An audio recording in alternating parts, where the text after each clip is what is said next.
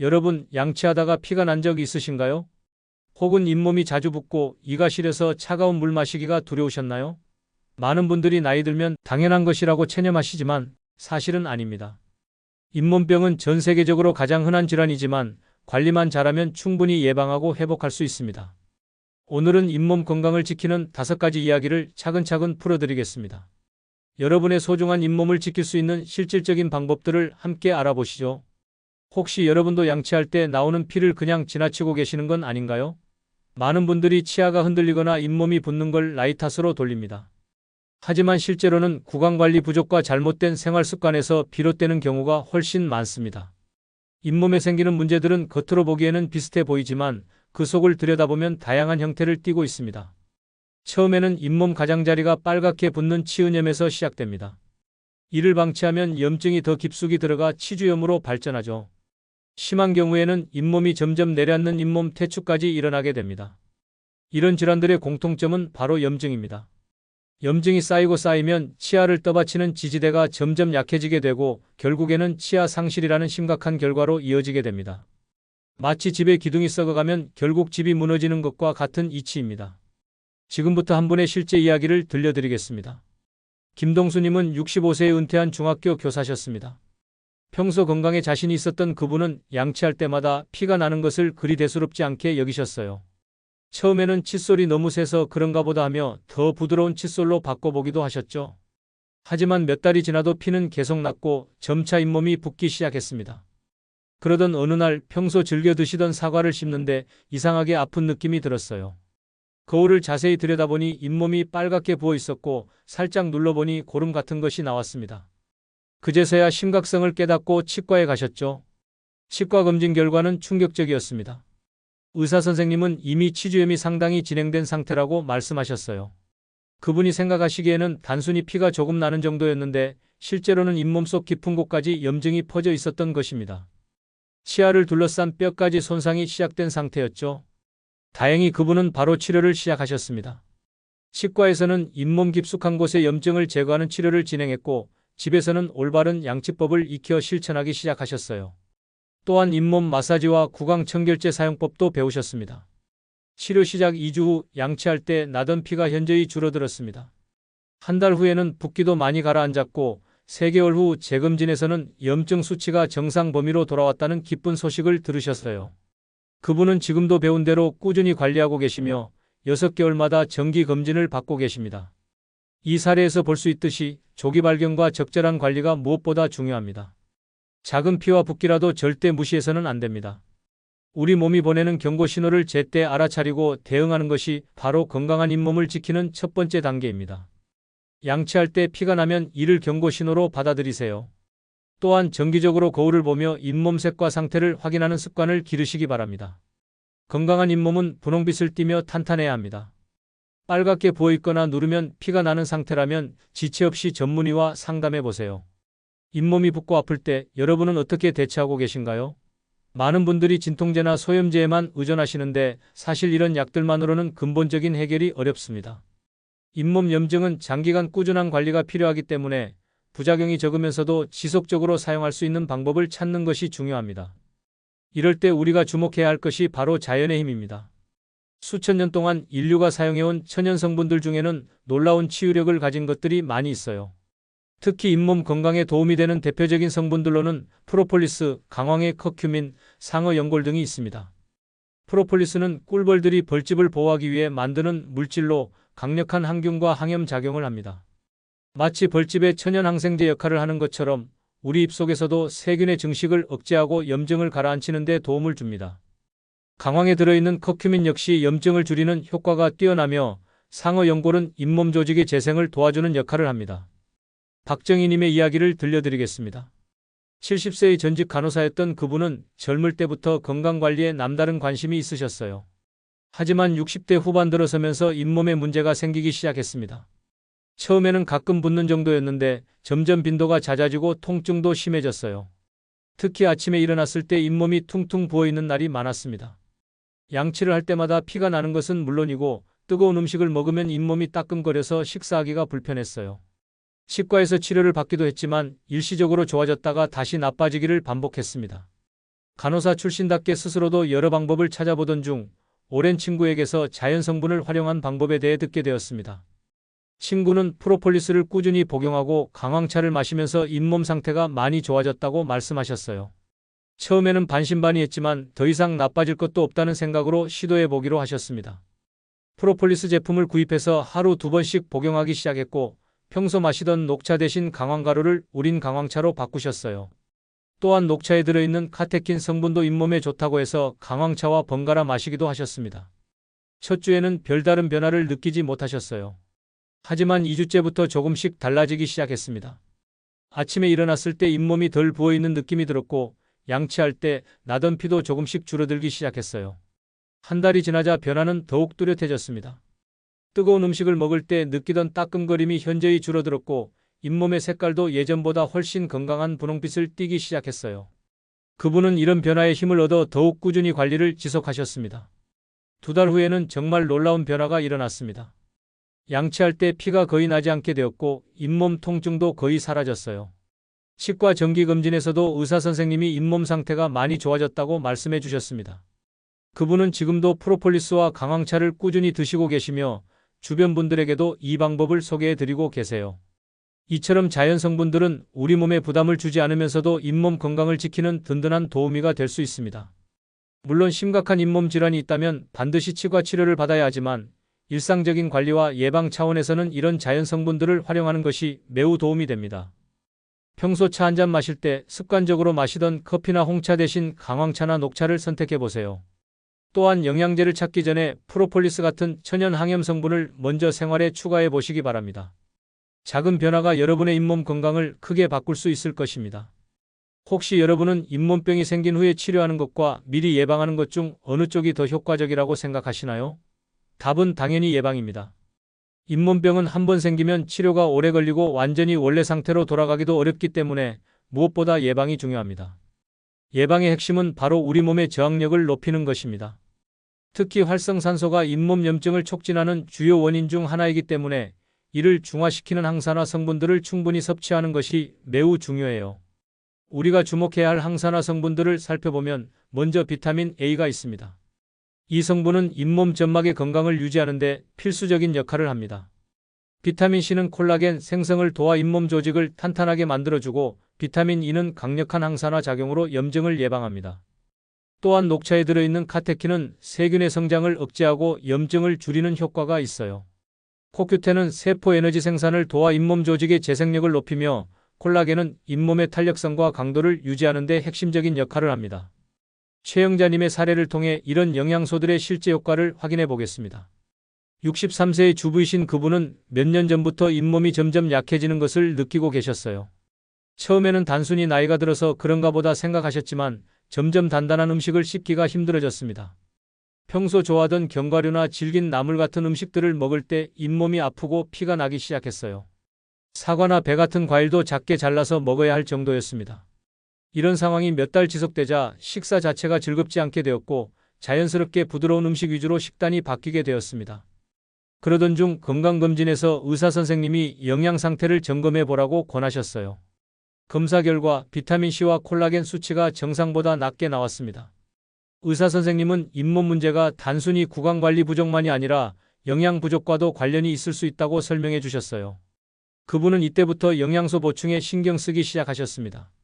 매일 아침 비타민C 보충제를 복용하고 콜라겐이 풍부한 닭발이나 족발 같은 음식도 의식적으로 자주 드시려고 노력하셨어요. 또한 비타민 E가 많이 들어있는 견과류도 잇몸이 아프지 않을 정도로 조금씩 드시기 시작했습니다. 처음 한 달 동안은 큰 변화를 느끼지 못하셨어요. 하지만 꾸준히 지속하신 결과 6주 정도 지나면서부터 조금씩 달라지기 시작했습니다. 양치할 때 느끼던 민감함이 줄어들었고 잇몸을 살짝 눌러봐도 예전만큼 아프지 않았어요. 2달째에는 더욱 놀라운 변화가 나타났습니다. 오랫동안 먹지 못했던 사과를 다시 통째로 깨물어 먹을 수 있게 되었어요. 견과류도 조심스럽게 씹을 수 있게 되었고 평소 좋아하던 나물 반찬들도 다시 즐길 수 있게 되었습니다. 3개월 후 치과 검진에서는 더욱 기쁜 소식을 들으셨습니다. 의사선생님이 잇몸 상태가 전반적으로 많이 개선되었다고 말씀해 주셨거든요. 잇몸의 탄력성도 좋아졌고 염증 지수도 정상 범위로 돌아왔다고 했습니다. 그분은 지금도 꾸준히 영양소 보충을 지속하고 계시며 식사의 즐거움을 되찾으셨어요. 이 사례에서 볼 수 있듯이 잇몸 건강은 매일 섭취하는 영양소와 밀접하게 연결되어 있습니다. 우리가 먹는 음식이 바로 잇몸을 만들어가는 재료가 되는 것이죠. 부족한 영양소가 있다면 보충제를 활용하는 것도 훌륭한 방법입니다. 매일 과일과 채소를 충분히 챙기시고 특히 비타민C가 풍부한 귤이나 키위, 브로콜리 같은 식품들을 의식적으로 드세요. 40대 이후라면 체내 콜라겐 생성이 줄어들기 때문에 콜라겐이 함유된 식품이나 보충제를 정기적으로 섭취하시는 것이 도움이 됩니다. 작은 관심과 노력이 여러분의 잇몸을 젊고 건강하게 유지하는 비결입니다. 혹시 여러분도 나이 들면 이가 빠지는 건 당연하다는 말을 들어보신 적이 있으신가요? 이런 말을 너무나 당연하게 받아들이고 계시는 분들이 많습니다. 하지만 이는 커다란 오해입니다. 실제로는 적절한 관리만 하면 평생 자신의 치아를 건강하게 유지할 수 있어요. 많은 사람들이 치아가 흔들리거나 빠지는 원인을 노화나 칼슘 부족으로 생각합니다. 물론 나이가 들면서 뼈 밀도가 감소하는 것은 사실이지만 치아 상실의 가장 큰 원인은 다른 곳에 있습니다. 바로 잇몸병입니다. 치아는 마치 나무와 같습니다. 나무가 튼튼하게 서 있으려면 뿌리가 건강해야 하는 것처럼 치아가 제자리에 단단히 자리 잡고 있으려면 잇몸이 건강해야 해요. 잇몸에 염증이 생기면 치아를 지탱하는 조직들이 점점 파괴됩니다. 처음에는 잇몸만 붓고 아프지만 염증이 깊숙이 진행되면 치아 뿌리 주변의 뼈까지 녹아내리게 되죠. 이런 과정이 계속되면 치아를 떠받치는 지지대가 약해져서 결국 치아가 흔들리고 빠지게 됩니다. 마치 집의 기초가 무너지면 아무리 튼튼한 집이라도 쓰러지는 것과 같은 원리입니다. 윤재호님의 이야기를 들려드리겠습니다. 72세의 전직 버스 운전기사였던 그분은 평생 튼튼한 체격을 자랑하셨어요. 젊을 때부터 몸이 건강했고 치아도 충치 하나 없이 깨끗했습니다. 그런데 70세가 넘어서면서 앞니 몇 개가 조금씩 흔들리기 시작했어요. 처음에는 별로 신경 쓰지 않으셨습니다. 나이가 들면 그럴 수도 있지 않나 하는 생각이었거든요. 하지만 시간이 지날수록 흔들림이 심해졌고 단단한 음식을 앞니로 깨물기가 어려워졌습니다. 평소 좋아하던 사과나 옥수수 같은 것들을 먹을 때 불편함을 느끼기 시작했어요. 가족들이 치과에 가보라고 권했지만 그분은 어차피 나이가 들어서 그런 거니까 틀니를 해야 하는 것 아니냐며 미루고 계셨습니다. 혹시 뼈가 약해져서 그런 건 아닐까 하는 생각에 칼슘 보충제를 사서 드시기도 했어요. 그러던 어느 날 사과를 먹다가 앞니 하나가 정말로 흔들거리는 것을 느끼고 깜짝 놀라셨습니다. 더 이상 미룰 수 없다는 생각에 가족들과 함께 치과에 가셨어요. 치과에서 정밀 검사를 받은 결과는 예상과 달랐습니다. 의사 선생님은 치아 자체는 아무 문제가 없다고 하셨어요. 문제는 잇몸이었습니다. 오랫동안 진행된 치주염으로 인해 치아 뿌리 주변의 뼈가 많이 손상된 상태였거든요. 골다공증이 원인이 아니라 잇몸 염증이 주범이었던 것입니다. 의사 선생님은 다행히 아직 치료 가능한 단계라고 말씀하셨습니다. 즉시 치주 치료를 시작했고 그분도 집에서 올바른 구강관리법을 배워 실천하기 시작하셨어요. 특히 잇몸 마사지와 올바른 칫솔질 방법을 익히는데 많은 노력을 기울이셨습니다. 치료 시작 한 달 후부터 조금씩 변화가 나타났습니다. 잇몸의 붓기가 가라앉으면서 치아의 흔들림도 조금씩 줄어들었어요. 3개월 후에는 정말 놀라운 변화가 일어났습니다. 흔들리던 치아들이 다시 단단히 자리를 잡게 된 것입니다. 6개월 후 재검진에서는 더욱 기쁜 소식을 들으셨습니다. 염증으로 손상되었던 뼈 조직이 일부 재생되기 시작했다는 것이었어요. 의사 선생님도 이 정도 나이에서 이런 회복을 보이는 경우는 드물다며 놀라워하셨습니다. 그분은 지금도 배운 관리법을 꾸준히 실천하고 계시며 자신의 치아로 무엇이든 맛있게 드시고 계세요. 이 사례는 우리에게 중요한 교훈을 줍니다. 치아보다 잇몸이 우선이라는 것이죠. 잇몸을 지키는 것이 곧 치아를 지키는 길입니다. 아무리 튼튼한 치아라도 잇몸이 약해지면 제 역할을 할 수 없게 됩니다. 만약 치아가 조금이라도 흔들린다면 지체하지 말고 치과 검진을 받으세요. 이는 멀쩡하니 괜찮다가 아니라 잇몸은 건강한가를 먼저 확인하는 것이 중요합니다. 조기에 발견하면 충분히 회복 가능한 경우가 많으니까요. 여러분의 소중한 치아를 평생 건강하게 지켜나가시기 바랍니다. 지금까지 잇몸 건강을 위한 여러 방법들을 알아보았는데 혹시 가장 기본이 되는 것이 무엇인지 생각해 보신 적 있으신가요? 아무리 좋은 영양제를 드시고 천연 성분을 활용해도 올바른 일상 관리 없이는 그 효과가 반감될 수밖에 없습니다. 잇몸 건강의 기본은 바로 올바른 칫솔질과 적절한 침 분비 유지입니다. 이 두 가지는 너무나 당연해 보이지만 실제로는 많은 분들이 제대로 실천하지 못하고 계세요. 먼저 칫솔질에 대해 말씀드리겠습니다. 최근에는 이중모 칫솔이라는 것이 나왔는데 이는 치아와 잇몸을 동시에 관리할 수 있는 혁신적인 도구입니다. 일반 칫솔 모로는 치아 표면의 치태를 제거하고 더 가늘고 부드러운 모로는 잇몸 사이사이까지 들어가 세심하게 청소할 수 있어요. 또 하나 중요한 것이 바로 침입니다. 침은 단순히 음식을 삼키기 위한 것이 아니라 우리 입속의 세균 조절과 음식물 부패 방지에 핵심적인 역할을 합니다. 침 속에는 세균을 죽이는 성분들이 들어있어서 자연적인 항균 작용을 해주거든요. 반대로 침이 마르면 세균이 급속히 증식하면서 잇몸병 위험이 크게 올라갑니다. 정순자님의 이야기를 통해 이런 기본 관리의 중요성을 확인해 보겠습니다. 69세에 은퇴한 미용사이신 그분은 평생 사람들의 외모를 가꿔주는 일을 하셨기 때문에 본인의 외모 관리에도 남다른 관심이 있으셨어요. 그런데 60대 후반 들어서면서 입안에 문제가 생기기 시작했습니다. 특히 아침에 일어났을 때 입이 바싹 마르는 느낌이 들었고 하루 종일 입냄새가 신경 쓰였어요. 물을 자주 마셔도 금세 다시 마르는 느낌이었습니다. 처음에는 단순히 나이가 들어서 그런가 보다 생각하셨어요. 하지만 점점 잇몸까지 아프기 시작했습니다. 양치할 때 피가 나는 것은 물론이고 잇몸을 살짝 눌러봐도 아팠어요. 평생 다른 사람들을 예쁘게 만들어 드리던 분이 본인의 입냄새 때문에 사람들과 대화하기가 꺼려지는 상황이 되었습니다. 미용사 시절의 경험을 살려 여러 구강관리 제품들을 시도해 보셨지만 별다른 효과를 보지 못하셨어요. 가글이나 구강청결제도 써봤지만 일시적인 효과만 있을 뿐이었습니다. 그러던 중 치과에서 정확한 원인을 알게 되었습니다. 의사 선생님은 침 분비가 부족해서 생기는 문제라고 설명해 주셨어요. 침이 부족하면 입안이 마르면서 세균이 증식하기 쉬운 환경이 되고 이것이 잇몸 염증과 입냄새의 원인이 된다는 것이었습니다. 또한 그분이 사용하고 계시던 칫솔도 문제가 있었습니다. 너무 딱딱한 칫솔을 사용해서 잇몸에 상처를 내고 있었던 것이죠. 의사 선생님은 이중모 칫솔로 바꾸고 물을 충분히 마셔서 침 분비를 늘리라고 조언해 주셨습니다. 그분은 즉시 실천에 옮기셨습니다. 이중모 칫솔을 구입해서 올바른 칫솔질 방법을 익혔어요. 세게 닦는 대신 부드럽게 마사지하듯이 닦는 방법을 배우셨고 하루에 물을 최소 8잔 이상 마시기로 했습니다. 또한 양치 후에는 반드시 물을 한 컵 마셔서 침이 마르지 않도록 신경 썼어요. 처음 2주 동안은 새로운 칫솔질에 적응하느라 조금 어색했습니다. 하지만 점차 익숙해지면서 입안이 한결 상쾌해지는 것을 느끼셨어요.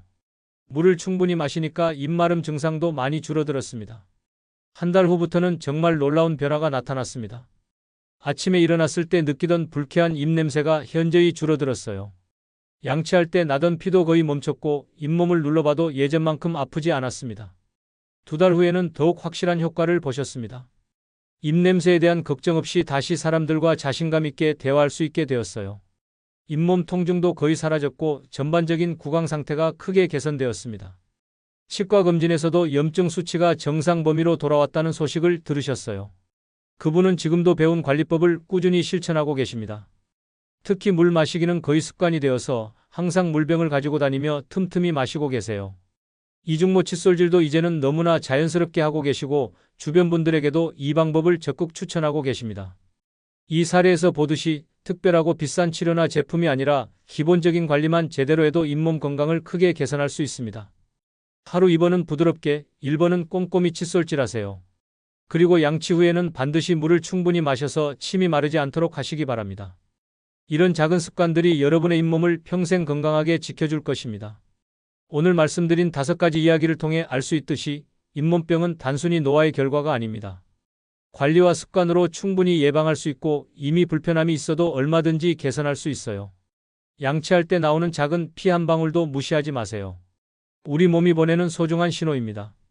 매일의 습관을 조금만 바꿔도 놀라운 변화를 경험하실 수 있을 거예요. 잇몸은 치아를 지탱하는 기둥이자 삶의 질을 지키는 든든한 버팀목입니다. 여러분의 잇몸이 튼튼해야 웃음도, 식사도, 대화도 즐겁게 이어질 수 있습니다. 지금부터라도 함께 잇몸 건강을 지켜나가 보시죠. 건강한 잇몸으로 더욱 활기찬 나날을 보내시길 바랍니다.